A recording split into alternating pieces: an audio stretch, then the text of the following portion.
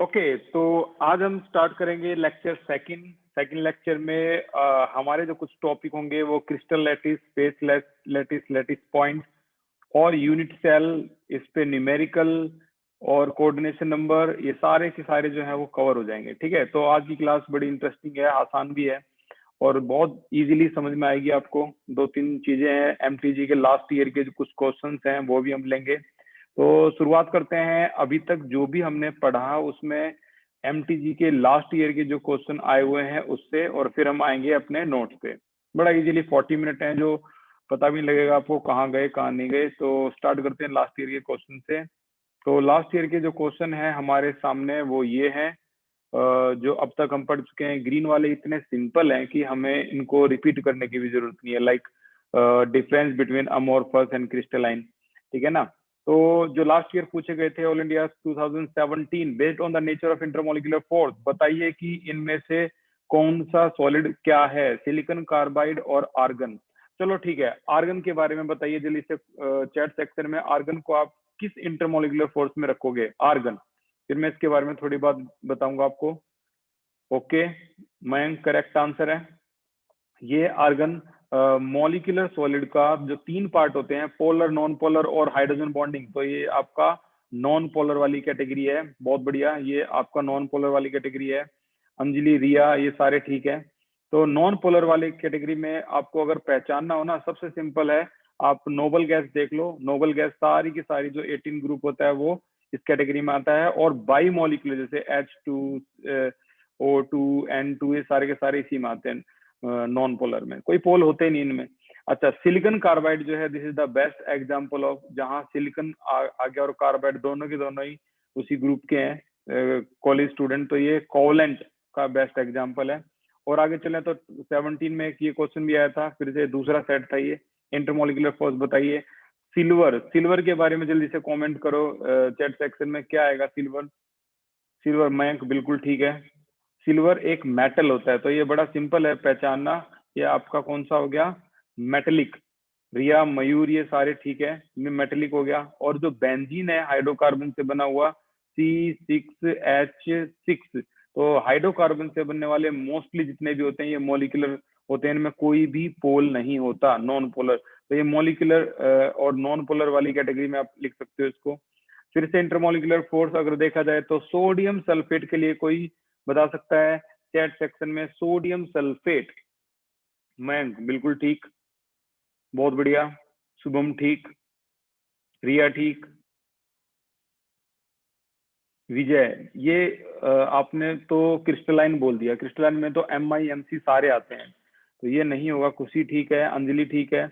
Correct answer है आयनिक। ये तो साफ पता लग रहा है, सोडियम पॉजिटिव, सल्फेट नेगेटिव, तो ये आयोडीन आपका आयनिक है। और हाइड्रोजन फिर से आ गया वही, नॉन पोलर।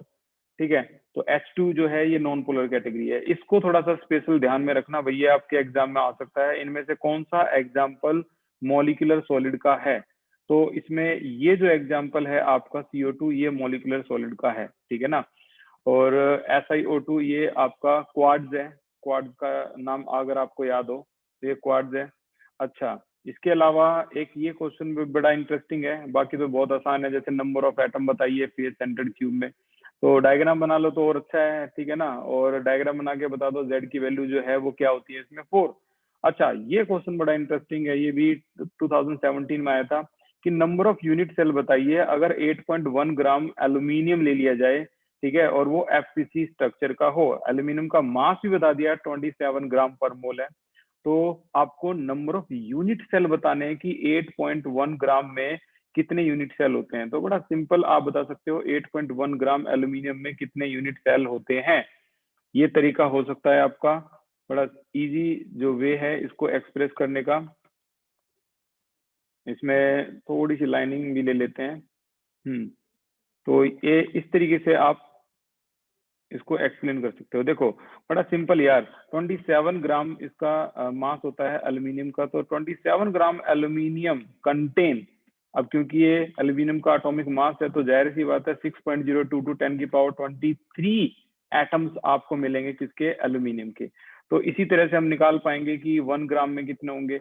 और अगर आपने ये निकाल दिया 1 ग्राम में 6.022 10 की पावर 23, तो डिवाइड कर देंगे इसको किससे, 27 से, और हमें कितना दे रखा है 8.1 ग्राम। तो यहाँ 8.1 को इस तरह से मल्टीप्लाई कर लेंगे तो हमें ये पता लग जाएगा कि असल में 8.1 ग्राम में कितने एटम्स अवेलेबल हैं हमारे पास। तो कैलकुलेशन से टाइम ना खराब करते हुए, क्योंकि हमें बहुत सी चीज कवर करनी है, तो इसीलिए हम इसकी डायरेक्ट कैलकुलेशन में कर रहा हूँ। आंसर है 1.8 10 की पावर 23। 1.8 10 की पावर 23, ये आपके एल्यूमिनियम एटम्स का पता लग गया कि इतने एटम्स तो भाई इतने ग्राम में हैं। अब इतने एटम्स हैं और वो कह रहे हैं बताओ यूनिट सेल बताओ कितने यूनिट सेल बनेंगे। तो फेस सेंटर्ड क्यूब में अगर देखा जाए तो 4 एटम्स इस्तेमाल होते हैं तब जाकर एक यूनिट सेल बनता है, ठीक है, in case of face centred cube.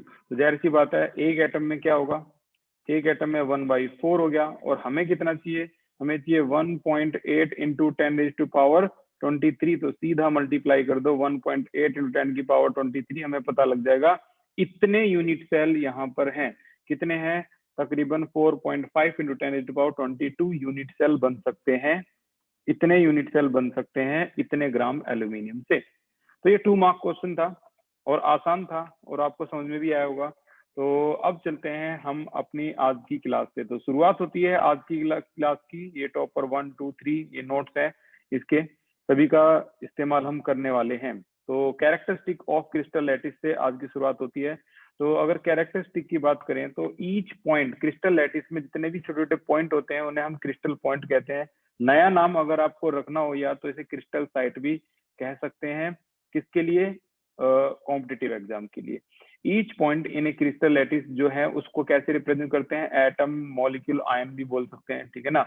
अच्छा, सभी पॉइंट अगर आपस में ज्वाइन हो तो हमें क्या, इस जो स्ट्रेट लाइन जो मिलती है हमें इन पॉइंट के मिलने से, वो ज्योमेट्री बताती है लैटिस की।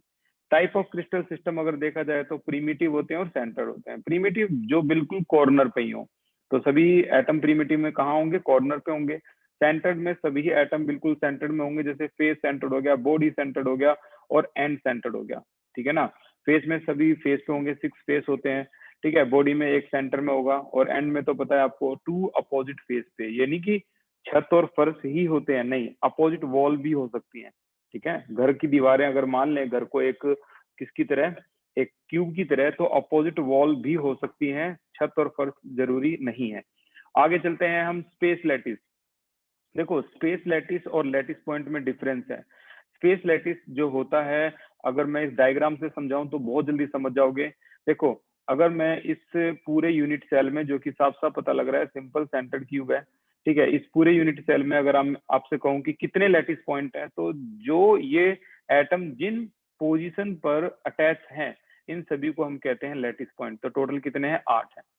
और इन सभी एटम को बनाने से बिल्कुल ज्वाइन कर दें तो आपको जो मिलता है वो उसे बोलते हैं स्पेस लैटिस, ठीक है। तो लैटिस पॉइंट अलग है, स्पेस लैटिस अलग है, इसको बोलते हैं क्यूब। सिमिलरली यहाँ देखे तो लैटिस पॉइंट 3 है, लेकिन इनके ज्वाइन करने से जो बनता है वो क्या है, ट्राइंगल। तो यही डिफरेंस है आपके लैटिस पॉइंट में, जो कि आपको पहले ही पता था, लैटिस पॉइंट और स्पेस लैटिस। स्पेस लैटिस में जो एरे ऑफ पॉइंट है, इनसे एरे ऑफ पॉइंट मतलब सारे पॉइंट को जोड़ने से जो संरचना बनती है उसे बोलते हैं स्पेस लैटिस।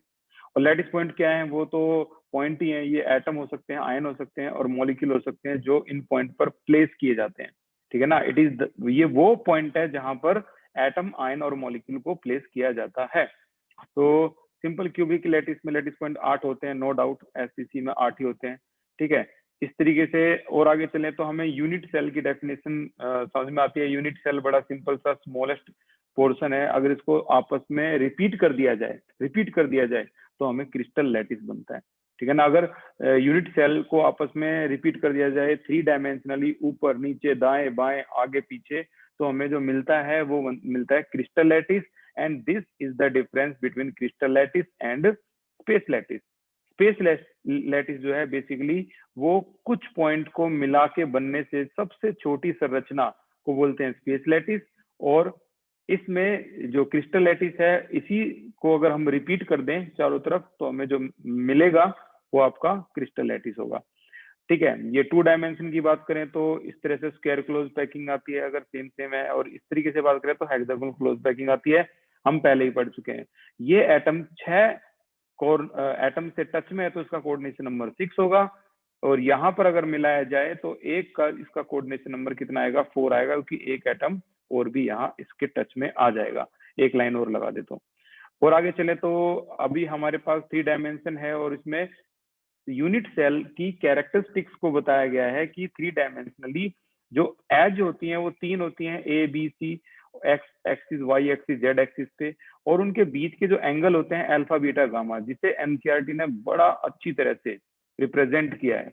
एनसीईआरटी ने इस यूनिट सेल को बहुत अच्छी तरीके से दिखाया है कि यूनिट सेल को आप 3 डायमेंशनली कैसे रिप्रेजेंट करोगे एक्स वाई जेड की फॉर्म में।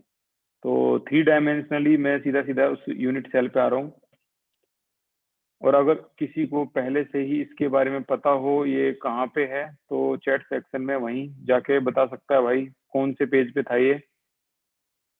यूनिट सेल में ही आएगा, बिल्कुल ये रहा यूनिट सेल। तो यहाँ पर जो अगर हम ध्यान से देखें तो ये वाली जो एज है ये ए है आपकी, ठीक है, ये ए रिप्रेजेंट की गई है, फिर ये क्लॉकवाइज चलती है, क्लॉकवाइज ए, फिर उसके बाद बी आएगा, फिर उसके बाद सी आएगा।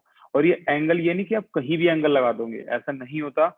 ए और बी के बीच में जो एंगल आएगा वो गामा आएगा। मैंने बच्चों को समझाने के लिए बताया भी था पहले भी कि आप ना इसको समझने के लिए इस तरीके से समझ सकते हो, ए को अल्फा कंसीडर करो, बी को बीटा कंसीडर करो, सी को गामा कंसीडर करो, तो आपको पता लगेगा कि ए और बी अगर हो गया तो एक चीज की कमी रहेगी, कौन सा एंगल, कौन सा आएगा इन दोनों के बीच में, गामा, क्योंकि ए को और बी को, ए और बी तो हो गया, अब बीच में क्या रह गया, गामा। इसी तरीके से बी और सी तो हो गया, ये बी और सी तो हो गया, अब कौन सा एंगल रह गया इसके साथ, ये अगर देखें तो अल्फा, तो यहाँ अल्फा आ गया।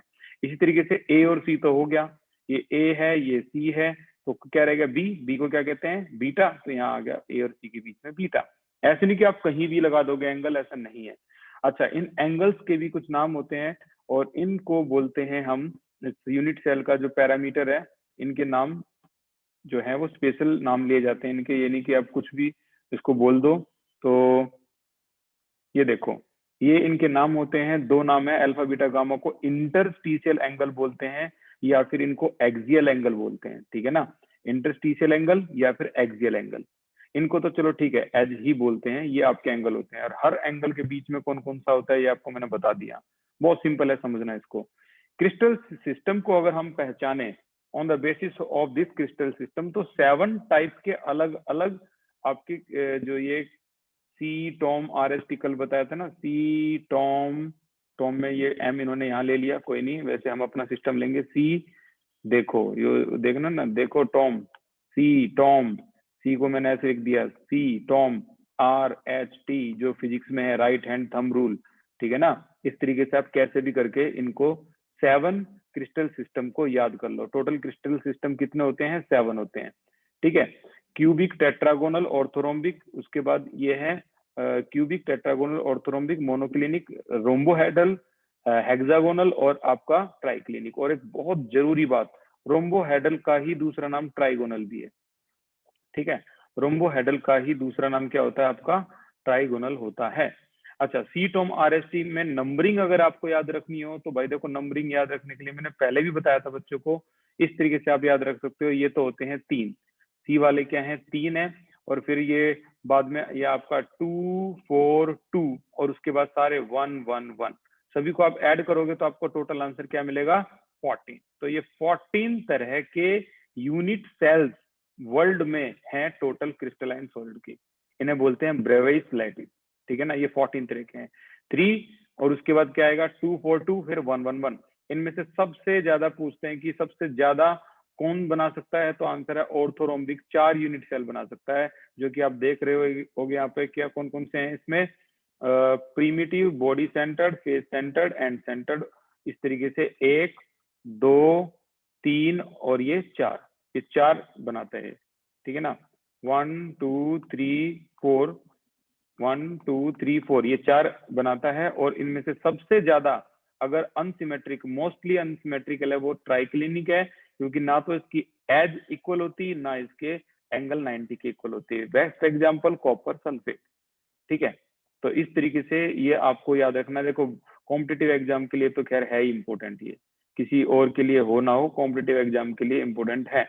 आगे अगर हम चलें तो ये चीजें बड़ी सिंपल है कि प्रीमिटिव को 1/8 से रिप्रेजेंट करेंगे, बॉडी में टोटल 1 ही आएगा, फेस सेंटर्ड में आपके टोटल कितने आएंगे, ये 3 आएंगे फेस पे, ठीक है। तो ये बॉडी के अंदर इसका 1 दिखाया गया है बॉडी के लिए, फेस के लिए इसका ये 3 दिखाया गया है, और बाकी तो प्रीमिटिव में तो सारे कॉर्नर पे ही होते हैं। तो ये आपके number of atom occupy inside the unit cell यानी जेड की वैल्यू यानी रैंक दिखाए गए हैं। ब्रेवाइस लैटिस की बात करें तो ब्रेवाइस लैटिस देखो 14 टाइप की ब्रेवाइस लैटिस होती है जो अभी अभी हमने ऊपर देखी, सी टॉम आर एस टी, ठीक है ना। सभी में 3 फिर 242 और फिर 111, 3 फिर 242 फिर 111, ठीक है ना। सी टॉम आर एस टी, बड़ा सिंपल है ये समझना, ठीक है। तो सबसे ज्यादा किसके होते हैं, ऑर्थो रोम्बिक के होते हैं। सिंपल सेंटर्ड क्यूब की बात करें, बड़ा सिंपल है, लैटिस पॉइंट कितने होंगे, टोटल इसके 8 होंगे।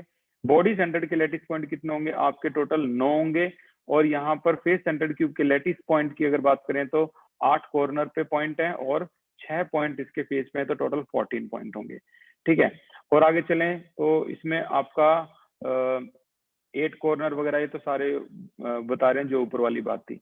अच्छा, coordinate calculation the number of particles in unit cell की अगर देखें तो पार्टिकल कितने होते हैं, लैटिस पॉइंट की अगर बात करें तो सिंपल सेंड में 8 है, बॉडी में 9 है, फेस में 14 है, लेकिन हेक्सागोनल क्लोज पैकिंग में जो होते हैं आपके 17 होते हैं। और जो हेक्सागन है यहाँ पे वो हेक्सागन आपका दिखाया गया है इस तरह से, ये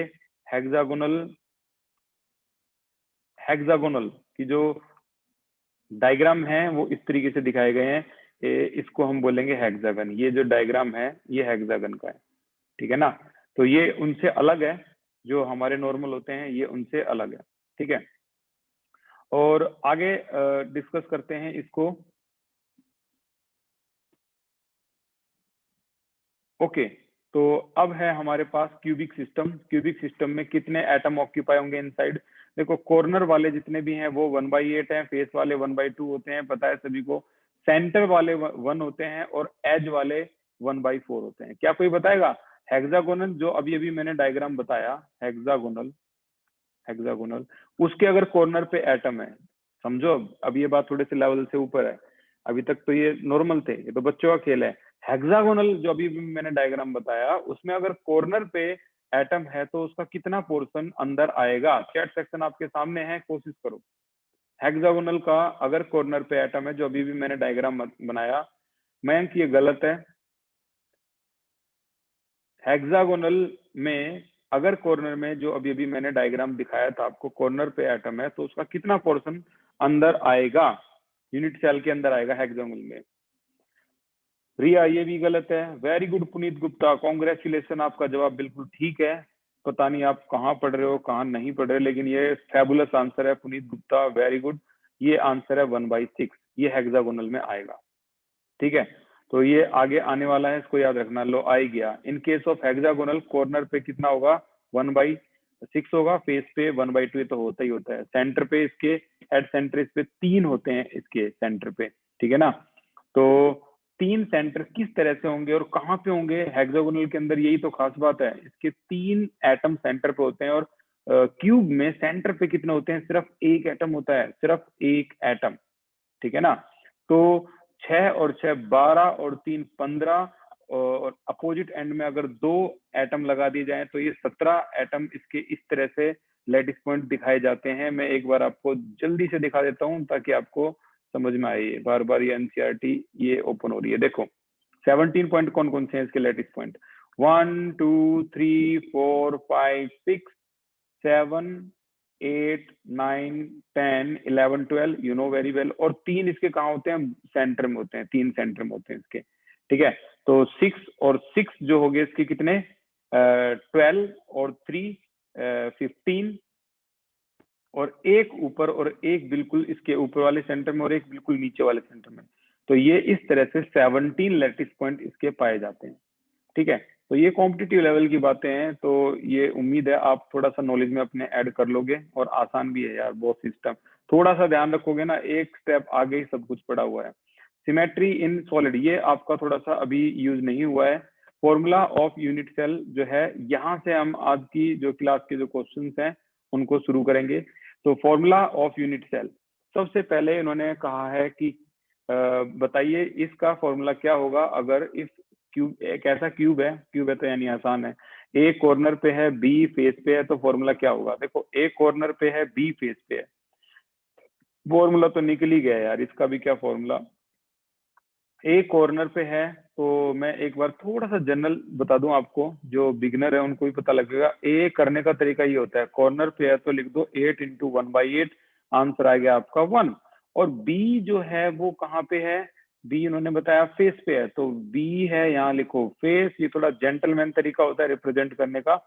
6 इंटू 1/2, आंसर आया 3 and your formula will be AB3, इस तरीके से AB3। ठीक है, ये AB3 का फॉर्मूला हो गया आपका। अच्छा, अब ऐसे खेलते रहेंगे इसके साथ। अगर ए को रिमूव कर दिया जाए कॉर्नर से तो बताइए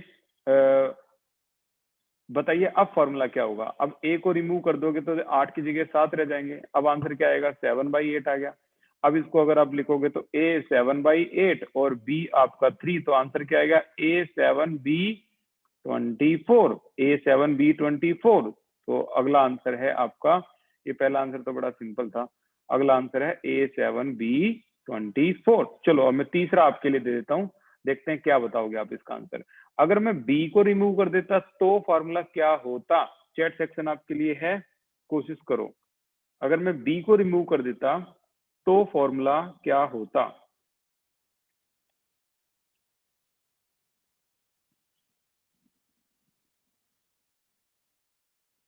अगर मैं बी को रिमूव करता तो फॉर्मूला क्या होता? जतिन का आंसर आया है, अंजलि का,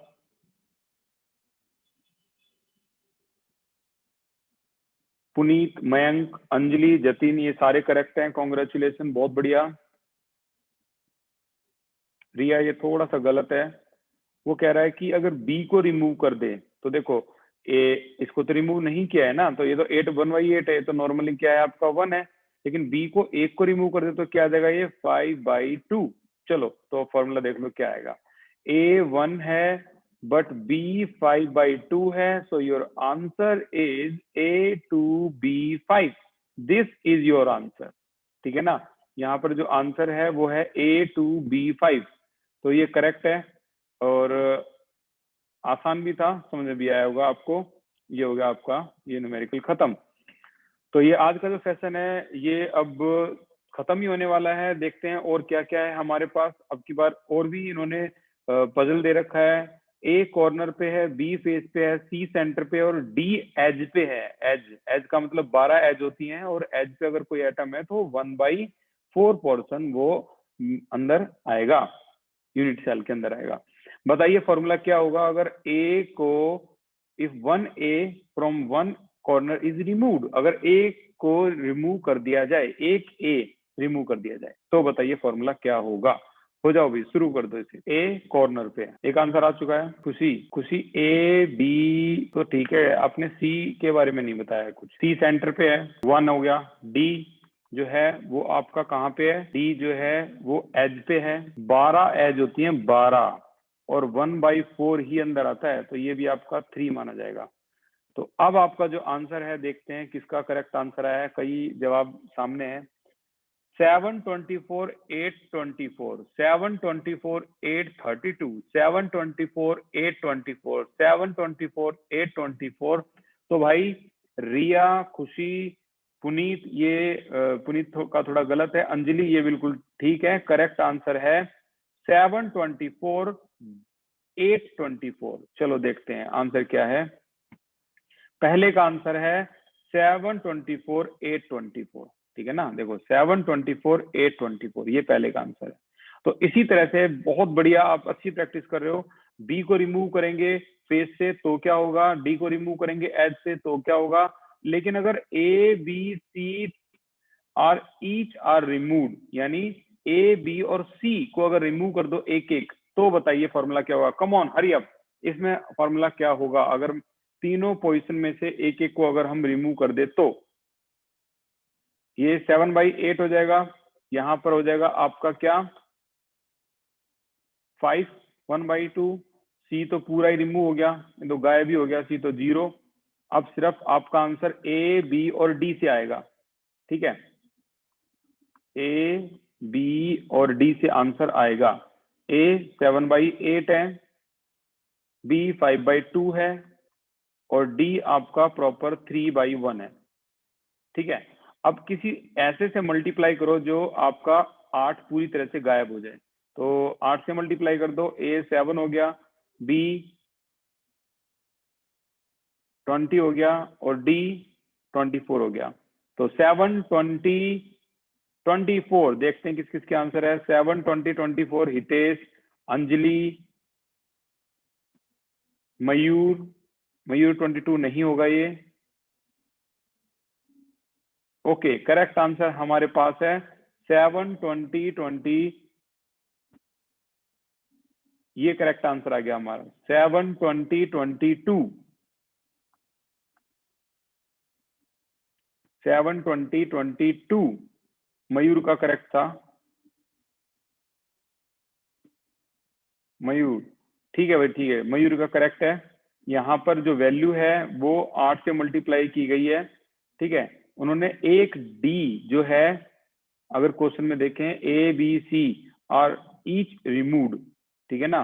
तो डी को तो रिमूव नहीं किया था, फिर भी एक बार इसको देख लेंगे। ए, बी, सी, सी तो पूरा रिमूव हो गया, ठीक है। डी 11 इंटू D/4, इन्होंने डी को भी रिमूव कर दिया है, हालांकि डी को रिमूव नहीं किया था भाई। तो ये इनकी मिस्टेक है, हमारी मिस्टेक नहीं है, हमारा आंसर करेक्ट था। अगर वो ये बोल देते ना क्वेश्चन में एक बार कि ए, बी, सी एंड डी सभी को रिमूव कर दिया जाए, तब वो आंसर होगा, ठीक है ना। तो इन्हीं की मिस्टेक है, हमारी मिस्टेक कुछ भी नहीं है। अब देखते हैं एक करके सारे क्वेश्चन। चलो भी स्टार्ट करते हैं। पहला क्वेश्चन, अभी तक का जितना भी सेशन हुआ है उस पे जो पहला क्वेश्चन है वो ये है हमारे पास, हाईलाइट करेंगे। Explain how much portion of an atom located, corner पे कितना होगा 1/8, बॉडी पे कितना होगा भाई, बॉडी में तो एंटायरली 2/1, पूरा एक बॉडी के अंदर होता है। डिफाइन फेस सेंटर्ड क्यूब, तो ऐसा स्ट्रक्चर जहां पर कॉर्नर पे एटम होते हैं, ये लिख दो, कॉर्नर पे एटम होते हैं और फेस पे एटम होते हैं, खत्म। तो बॉडी सेंटर्ड क्यूब में एक तो कॉर्नर पे होते हैं और एक बॉडी में होता है, ये भी खत्म। अच्छा, इसका आंसर आप क्या दोगे, कोई बता सकता है? बी का आंसर, क्योंकि देखो how many lattice point are there in one unit cell of the following lattice, तो कितने लैटिस पॉइंट होते हैं फेस सेंटर्ड क्यूब पे। फेस सेंटर्ड क्यूब तो यार सबसे आसान है, इस पे जो लैटिस पॉइंट होते हैं वो कितने होते हैं फेस पे, टोटल 9 होते हैं, सॉरी 9 नहीं, फेस पे टोटल कितने होंगे हमारे 8 कॉर्नर और 6 फेस है, तो 14 हो गया। क्या कोई बी का आंसर दे सकता है? बी का आंसर दे सकता है, फेस सेंटर्ड टेट्रागोनल का आंसर, कॉन्फिडेंस। अब देख लो, ये तो आपकी एनसीईआरटी एक्सरसाइज है। जतिन, वेरी गुड, मयंक भी ठीक है, बहुत बढ़िया। जतिन, मयंक दोनों ठीक है। रिया, ये गलत है, एनसीईआरटी का क्वेश्चन है ये। देखो बड़ा सिंपल वे में उसने ये कहा है कि आप बताइए कि लैटिस पॉइंट कितने होंगे एक यूनिट सेल के अंदर, तो फेस सेंटर टेट्रागोनल, ये टेट्रागोनल क्या है, ये टेट्रागोनल असल में सी, टॉम, RHT, इनमें ये जो 2 टी हैं, एक टी तो ट्राइक्लिनिक है, लेकिन ये वाला टी जो है वो टेट्रागोनल है। टेट्रागोनल इन द सेंस है तो ये एक तरह से क्यूब, ये क्यूब ही है, ठीक है ना। वो बात अलग कि इसमें एक एज जो है, एक साइड है वो थोड़ी सी बड़ी है, ठीक है ना, और एक साइड छोटी है, यानी एज में फर्क हो सकता है, लेकिन है तो ये क्यूब, ठीक है ना। तो ये बात वही है, बिल्कुल बेवकूफ बनाने वाली बात है, फेस सेंटर्ड क्यूब है, इसका आंसर भी 14 है। बॉडी सेंटर में बताइए लैटिस पॉइंट कितने होंगे टोटल, बॉडी सेंटर में लैटिस पॉइंट, बिल्कुल, वेरी गुड, 9। तो अगला आंसर जो है वो 9 होगा, बस खत्म, यही है। ये भी एनसीईआरटी का था। ये क्वेश्चन थोड़ा खास है तो इसको थोड़ा ध्यान से समझना। NaCl क्रिस्टल के अंदर Cl negative ion are in FCC arrangement, face centred cube की अरेंजमेंट में, calculate number of Cl negative ion in unit cell. तो फेस सेंटर्ड पे साफ बोल दिया, Cl नेगेटिव फेस सेंटर्ड पे है, लेकिन ये तो चलो फेस पे है, फेस पे तो 6 × 1/2 हो गया, 3 आ गया आंसर। लेकिन Cl फेस फेस पे नहीं होता, Cl कॉर्नर पे भी होता है, याद रखो। NaCl के लिए इस बात का अच्छी तरह से आपको पता होना चाहिए कि Na पॉजिटिव जो होता है वो होता है EC पे, ठीक है, EC पे, और जो Cl नेगेटिव जो होता है ये होता है आपका FC पे। यहाँ E का मतलब एज है, यहाँ F का मतलब फेस है, यहाँ C का मतलब जो है वो कॉर्नर है, लेकिन यहाँ C का मतलब जो है वो सेंटर है, ठीक है ना। तो याद रखना इसको, EC FC। तो Cl कहाँ कहाँ होते हैं, फेस पे भी होते हैं और कॉर्नर पे भी होते हैं। तो total number of atom occupy कितने हो गए, 4। तो EC FC को याद रखना, ठीक है। Okay, next question is calculate number of atom in cubic based unit cell having one atom on corner and 2 atom at body diagonal। मतलब 2 एटम बॉडी डायगोनल पे हैं, तो कैलकुलेट नंबर ऑफ एटम बताना है टोटल। तो एक तो corner पे है, और बॉडी डायगोनल जो होते हैं वो कितने होते हैं टोटल, अगर देखा जाए तो एक क्यूब के अंदर भाई 4 बॉडी डायगोनल होते हैं, 4, ठीक है ना। एक कॉर्नर को एक कॉर्नर से मिला दोगे तो टोटल बॉडी डायगोनल आप अपने घर में ही देख लो कितने कोने हैं, 8 कोने हैं। अगर यार 8 कोनों में से एक डायगोनल बनाओगे तो 2 कोने यूज होंगे ना, तो 2 कोने यूज होंगे तो एक डायगोनल बनेगा, तो फिर 8 कोने यूज होंगे तो 4 डायगोनल बनेंगे। 2 से मल्टीप्लाई कर दो, आंसर आ गया 8 एटम कॉन्ट्रीब्यूटेड हो गए इसमें। और कॉन्ट्रीब्यूटेड एटम कॉर्नर पे अगर देखे तो 8 ही होते हैं, तो टोटल नंबर ऑफ एटम यहाँ आएंगे वो कितने हो जाएंगे, 9। तो बॉडी डायगोनल का ये क्वेश्चन इंपोर्टेंट था कि बॉडी डायगोनल पे अगर 2 एटम आ जाए तो टोटल एटम कितने होंगे इनसाइड द यूनिट सेल। बड़ा सिंपल है और समझ में आया भी होगा आपको, कोई ज्यादा बड़ी बात नहीं थी। ये तो हमारे नोट्स में भी है जो हमने किया है। ये तीनों की तीनों एटम है जिनमें से एक कॉर्नर पे है, एक आपका एज पे है, और एक आपका डब्ल्यू कॉर्नर पे, एक NH जो सेंटर पे है। तो एज वाला जो होगा, ये जो एज वाला है O, इसमें आपको 12 एज होती हैं और 1/4 से मल्टीप्लाई करना है, बस आंसर आ गया NaWO3। तो ये आंसर होगा। कोऑर्डिनेशन नंबर की बात करें तो नेबरिंग एटम को कोऑर्डिनेशन नंबर कहते हैं जो उससे सराउंडेड होते हैं। फॉर एग्जांपल अगर ये इस चारों से टच में है तो इसको हम कहेंगे इसका कोऑर्डिनेशन नंबर 4 है। इसी तरीके से कुछ coordination number hexagonal close packing के 12 होते हैं, याद रखना आपको, ये हेक्सागोनल क्लोज पैकिंग का कोऑर्डिनेशन नंबर है, ठीक है ना, 12। लैटिस पॉइंट नहीं है, कभी सोचो लैटिस पॉइंट सर आपने तो 17 बताया था अभी, वो लैटिस पॉइंट था, ये कोऑर्डिनेशन नंबर है। यहाँ कोऑर्डिनेशन नंबर किसका, बॉडी सेंटर्ड का 8 होता है, फेस सेंटर्ड का 6 होता है। यहाँ सॉल्ट टाइप का मतलब है Na positive. CCP cubic close packing का 12 होता है। सिंपल सेंटर्ड क्यूब का जो होता है ना वो SCC, उसका कितना होता है, 6। ये तो कुछ भी नहीं, इससे ज्यादा जो कोऑर्डिनेशन नंबर हैं वो हमने अपने नोट्स में किए हैं। जो आपके नोट्स नॉर्मली यहाँ मिले थे, यहाँ पर हमने ये सारे के सारे एक सीरीज में अच्छी तरह से लिखे हैं, और इनको भी अच्छी तरह से देखना। ये रे, ये सारे के सारे जो हैं ये आपके नोट्स में ऑलरेडी हैं, ठीक है। ये 2, 4 simple centred, hexagonal close packing, ये close packing, cubic close packing, square close packing, face centred, body centred, NaCl को रॉक सॉल्ट बोलते हैं, इसके भी कितने हैं आपके, 6 हैं, ठीक है। तो ये सारे के सारे जो सीरीज हैं ये हमारे पास पहले से ही हैं। और आगे चलते हैं, आज का ये लास्ट क्वेश्चन। तो लास्ट क्वेश्चन जो है वो ये बताता है हमें कि what is the 2-dimensional coordination number of a molecule in square closed packed structure। तो square closed packed structure in 2 dimension, हालांकि कल की क्लास में हम डिस्कस करने वाले हैं। अब ये क्लोज पैकिंग पे हमारा नंबर आ गया है, यहाँ से होते होते ये यूनिट सेल आज के जो थे ये खत्म होते हैं। तो ये बात इनकी कर रहा है, कह रहा है कि ये कितने से टच में होता है। तो क्लोज पैकिंग इन 2 डायमेंशन, ये क्लोज पैकिंग किसमें थी, 1 डायमेंशन, ये 2 डायमेंशन। तो ये तो होता है कितने से टच में, 2 में। लेकिन ये कितने से टच में है भाई, ये टच में है 4, और ये कितने से टच में है, तो ये टच में है 6। ये दोनों के दोनों 2 डायमेंशन में है, ठीक है। AA टाइप और ये AB टाइप। तो यहाँ पर जो आंसर आता है इसका वो आता है कितना,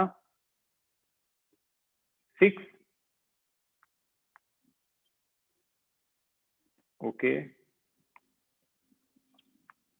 ओके, तो ये जो है आपका स्क्वायर क्लोज पैकिंग, इसमें 4 आएगा। What is mean by coordination number, neighbouring atom को कोऑर्डिनेशन नंबर बोलते हैं। बताइए कोऑर्डिनेशन नंबर क्या होगा क्यूबिक क्लोज पैकिंग में भाई, 12। ये डायग्रामेटिकली कैसे टच में होते हैं 12 क्यूबिक क्लोज पैकिंग या फेस सेंटर्ड क्यूब के, इसकी एक वीडियो का लिंक मैं शेयर करूंगा, उसको जरूर देखना। बॉडी सेंटर्ड क्यूब में कितने होते हैं टोटल कोऑर्डिनेशन नंबर 8, और ये भी आपकी एक्सरसाइज का क्वेश्चन है NCERT cubic close packing special. Cubic close packing हो, 3 चीज के नाम में स्पेशल लिखूंगा, प्लीज कैसे भी करके इसको याद करो यार। एक तो हेक्सागोनल क्लोज पैकिंग, एक क्यूबिक क्लोज पैकिंग और एक फेस सेंटर्ड क्यूब। इन सभी के तीनों के कोऑर्डिनेशन नंबर 12 होते हैं, ठीक है ना। इन सभी के कोऑर्डिनेशन नंबर यानी नेबरिंग एटम 12 होते हैं। और ये last question finally, in body centred cube BCC unit cell metal atom at corner पे है, cell is surrounded by how many metal atom. अगर बॉडी सेंटर्ड में है तो कॉर्नर पे भी है ना, तब भी वो 8 से सराउंडेड में होगा, ठीक है ना। 8 अपने नेबरिंग जो यूनिट सेल है उनके बॉडी वाले से टच में होता है, कॉर्नर वाला भी। अगर मैं ऐसे यूनिट सेल बनाऊं और एक बॉडी सेंटर्ड की बात करूं तो बॉडी वाला तो 8 से टच में होगा ही होगा, नो डाउट। लेकिन जो ये एटम है ये भी, ये कॉर्नर वाला भी अपने आसपास पड़ोस के यूनिट सेल के सभी बॉडी 8 बॉडी एटम से टच में होता है, बॉडी सेंटर्ड से ये वाला भी। तो इसीलिए ये इसका कोऑर्डिनेशन नंबर भी 8 ही होता है। तो वो जो वीडियो है उसको जरूर देखो, 3 डायमेंशन में दिखाया गया है कि कैसे कैसे जो एटम है वो टच में होते हैं। तो ये आज का जो लेक्चर था ये यहाँ होता है खत्म, और उम्मीद है आप इसको भी लगातार देखते होगे। ये आपकी क्लास का जो है नोट्स ये भी। तो अगला सेशन जो होगा हमारा वो न्यूमेरिकल सेशन और पैकिंग एफिशिएंसी से रिलेटेड होगा, तो उसको भी हम करेंगे। Thank you so much for the class. उम्मीद है आपको समझ में आई होगी और आसान भी लगी होगी। Take care, thank you.